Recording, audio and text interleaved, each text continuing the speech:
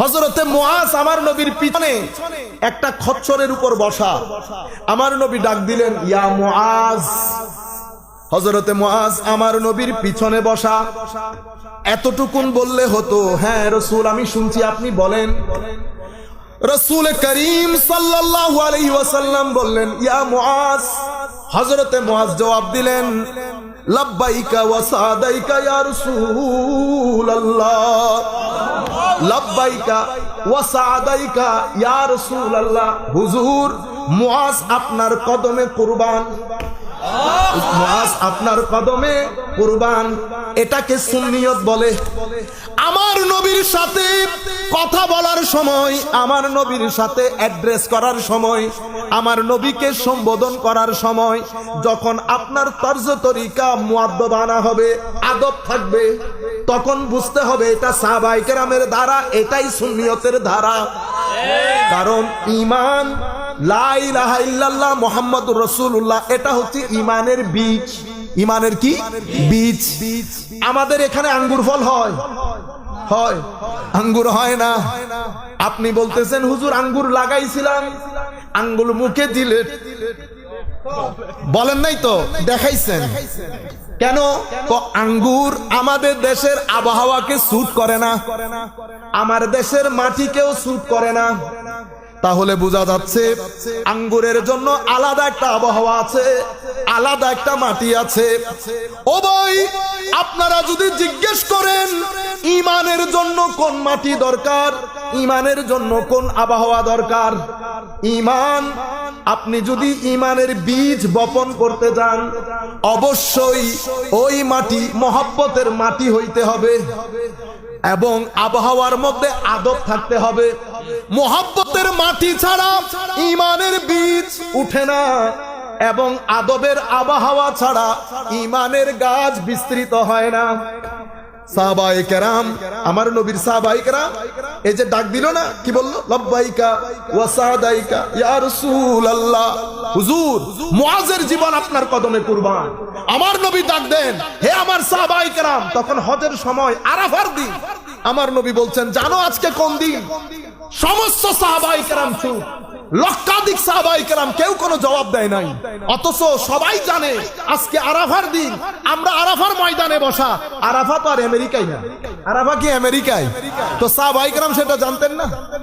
কোন সাহাবী, আমার নবী বারবার বলছে, ও আমার সাহাবায়ে কেরাম, আজকে কোন দিন তোমরা জানোনি?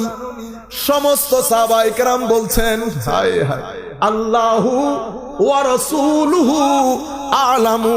হুজুর, আপনি এবং আপনার রব সবচেয়ে ভালো জানেন। আজকের দিনের মৌলবী হলেন আল্লাহ এবং রাসূল একসাথে এসেছে বলে শিরকের ফতোয়া দিয়ে দিত। কিন্তু এটা সাহাবায়ে কেরামের ঈমান। সাহাবায়ে কেরামকে তাওহীদের শিক্ষা আমার আল্লাহ দিয়েছেন, এটা ইলহামি শিক্ষা। সাহাবায়ে কেরাম বলছেন, এখানে আল্লাহ আল্লাহ রাসূল ভালো জানেন, এই কথা বলার কোনো দরকার ছিল না। কাউকে সমালোচনা করা, ছোট করা আমার উদ্দেশ্য না। আমি এই জিনিসটা আমাদের ঈমানের জগৎ থেকে হারিয়ে যাচ্ছে, আমি এটা আপনাদেরকে বুঝাতে চাচ্ছি। সমস্ত সাহাবায়ে কেরাম জানে, ওখানে শুধু ফারুক আজমের মতো সাহাবী, সিদ্দিক আকবরের মতো সাহাবী, হযরতে উসমানে গনির মতো সাহাবী, আসাদুল্লাহিল গালিব আলী ইবনে আবি তালিবের মতো সাহাবী, মুআজ ইবনে জাবালের মতো সাহাবী, আবু মুসা আশআরীর মতো সাহাবী, যায়েদ বিন সাবিতের মতো সাহাবী, আব্দুল্লাহ ইবনে মাসউদের মতো সাহাবী, জলিলুল কদর সাহাবায়ে কেরাম মওজুদ।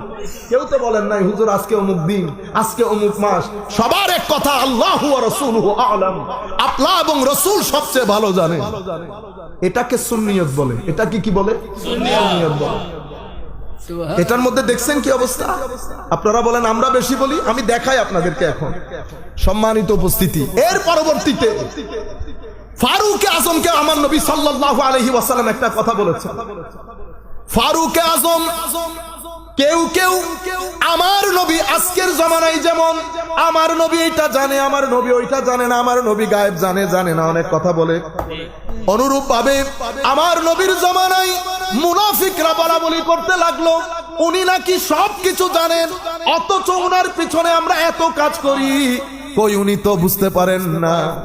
এ কথা আমার নবীর কানে আসলে আমার নবীর ইলমে নবুয়তের সমুদ্রে উত্তাল তরঙ্গ সৃষ্টি হলো। আমার নবী মসজিদে নববীর মধ্যে ডাক দিয়ে বললেন, সালুনি আম্মা শিতুম, যার যা মন চাই আমাকে জিজ্ঞেস করো, আমি মসজিদে নববীর মিম্বরে বসে তোমাদের সকল প্রশ্নের উত্তর দেব। ওই riwayতের মধ্যে আসছে সাহাবায়ে কেরাম সেই দিন ফজরের নামাজ থেকে আসরের ওয়াক্ত পর্যন্ত, পৃথিবীর শুরু থেকে শেষ পর্যন্ত, জান্নাতীরা জান্নাতে, জাহান্নামীরা জাহান্নামে যাওয়া পর্যন্ত সমস্ত প্রশ্ন এক একজন করে দাঁড়িয়ে দাঁড়িয়ে জিজ্ঞেস করেছেন আমার নবী মসজিদে নববীর মিম্বরে বসে। হায় হায়, কোন চিন্তা চেতনা ছাড়া প্রশ্ন আসছে উত্তর করে যাচ্ছে, প্রশ্ন আসছে উত্তর করে যাচ্ছে। ইলমে নবুয়তের মধ্যে একটা তরঙ্গের তৈরি হয়েছে। এমন সময় ফারুক আযম রাদিয়াল্লাহু আনহু আমার নবীর হাঁটু মুবারকের সাথে হাঁটু গেড়ে বলছে, বিআবি আনতা ওয়া উম্মি ইয়া রাসূলুল্লাহ, হুজুর ফারুকের মা, ফারুকের বাবা আপনার কদমে কুরবান। কোনো এলমের দরকার নাই, কোনো উত্তরের দরকার নাই হুজুর, আমি উমর সাক্ষ্য দিচ্ছি কোনো কথা ছাড়া আল্লাহ এক, আপনি রাসূল, আপনার আনিত দ্বীন হক, আপনার আনিত কিতাব হক। হুজুর কোনো প্রশ্নের উত্তর দিতে হবে না, ফারুক ক্ষমা চাইতেছি সবার পক্ষ থেকে। বিআবি আনতা ওয়া উম্মি ইয়া রাসূলুল্লাহ, আমার মা বাবা হুজুর আপনার কদমে কুরবান। আপনি সাহাবায়ে কেরামের তরিকা বুঝাইতেছে আপনাদের, এটাকে সুন্নিয়ত বলে। এই যে এতক্ষণ পর্যন্ত উলামায়ে কেরাম ওয়াজ করছেন, দেখছেন এই ফ্লেভারটা পান নাই, এই ফ্লেভারই তো পাইছেন। এতক্ষণ পর্যন্ত হুজুররা ঘুরিয়ে ফিরিয়ে আহলুস সুন্নাহ ওয়াল জামাতের প্ল্যাটফর্মে মাহফিল যখন হয়, ঘুরিয়ে ফিরিয়ে আমার রাসূল চলে আসে। আপনারা বুঝতে পেরেছেন? এটা একটা জিনিস। আরেক সাহাবীর ঘরে আমার নবী এসেছেন। আমার নবী আসার পরে আমার নবীর তরিকা ছিল, আমার নবী 3 বার সালাম দিতেন। কয়বার? 3 বার। একটা সালাম, হাই হাই, অনুমতির একটা গ্রিটিং, আপনার সাথে আমার সাক্ষাৎ হয়েছে ওই সালাম। ঘরে হলে আরেকটা সালাম দিত অনুমতির জন্য, আমি ঘরে আসতে পারবো কিনা। যদি দুইটার জবাব না আসতো আমার নবী আরো একটা সালাম দিতেন। এটা হচ্ছে বিদায়ের সালাম, মানে আপনারা নাই বুঝে আমি চলে যাচ্ছি। আমরা যে গড়গড়াইয়া মানুষের ঘরে ঢুকে যাই সেরকম না, আমার নবী অনেক সভ্য ছিলেন।